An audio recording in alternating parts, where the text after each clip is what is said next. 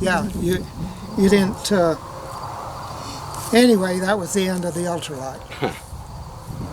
And then went back to work and everything. And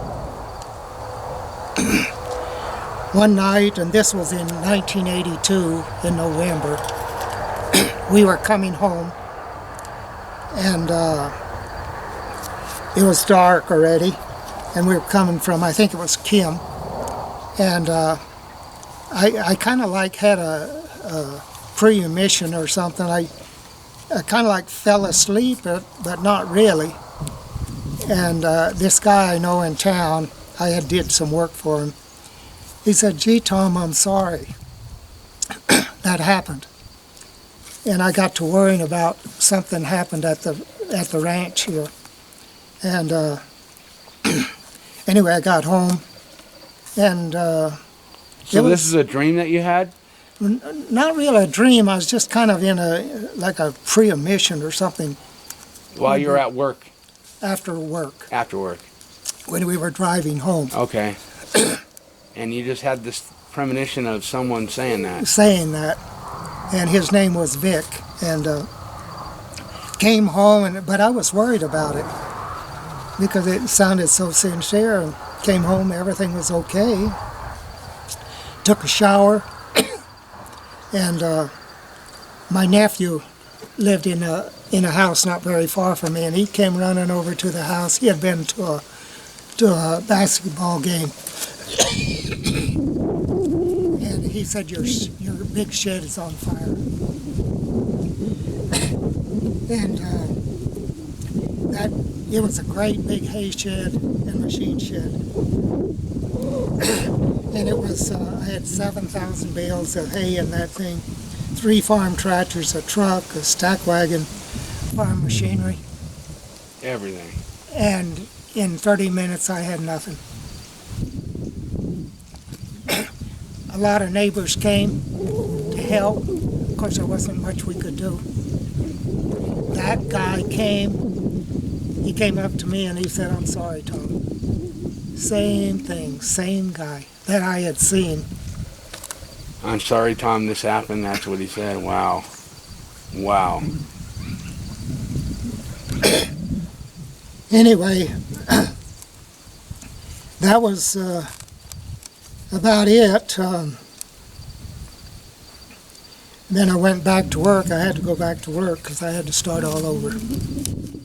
Because I just had that machinery paid for and everything, and then I had to go out and buy some more, so I had to go back to work, and took quite a while to get back to where I was, but I finally did.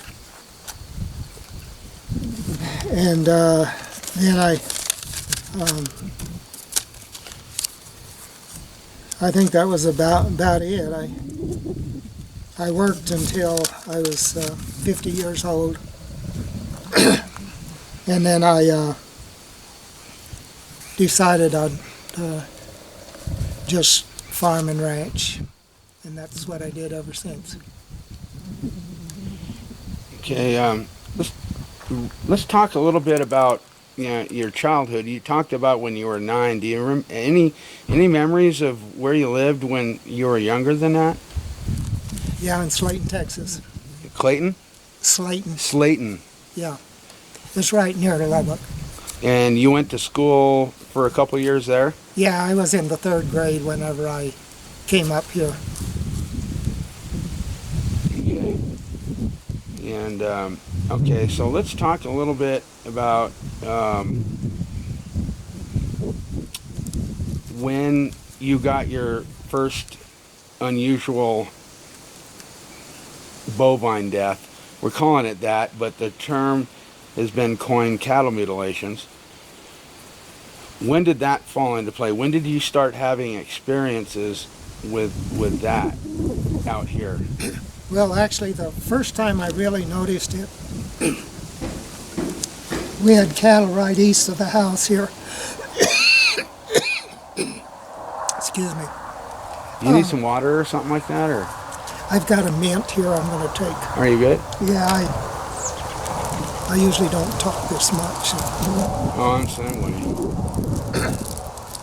Maybe this will help. I always talk too much.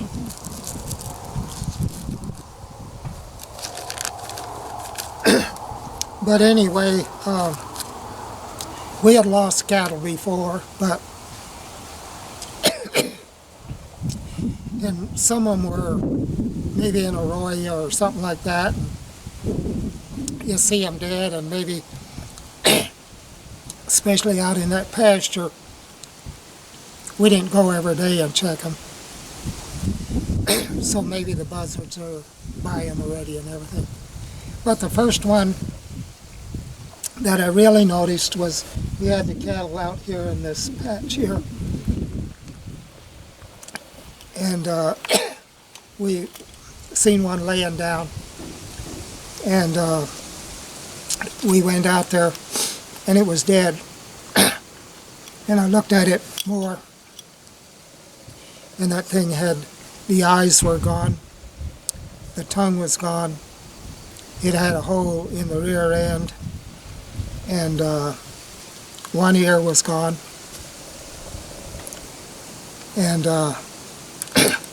I just didn't know what happened, but it wasn't normal. What year was that? That was in 1996. You don't remember what month? Probably means that we're here. Probably got them out of the pasture, so somewhere around October or something like that, I think. Okay. And then any time after that, I started, if I lost one, I really checked it out. And that's when I started noticing, well, I lost a lot more that way than just normal deaths. And somehow I got in touch with a guy by the name of Chuck Zawoski. And then I had another one, and I got in touch with, I called him, and he came down, and he did an investigation. And I don't know if it was that one or the next one I had.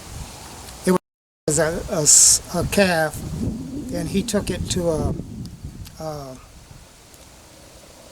place in Fort Collins, some kind of a clinic, and they did an autopsy with it, on it, and they couldn't believe all the parts were missing. The heart was missing, the lungs were missing, the kidney was missing,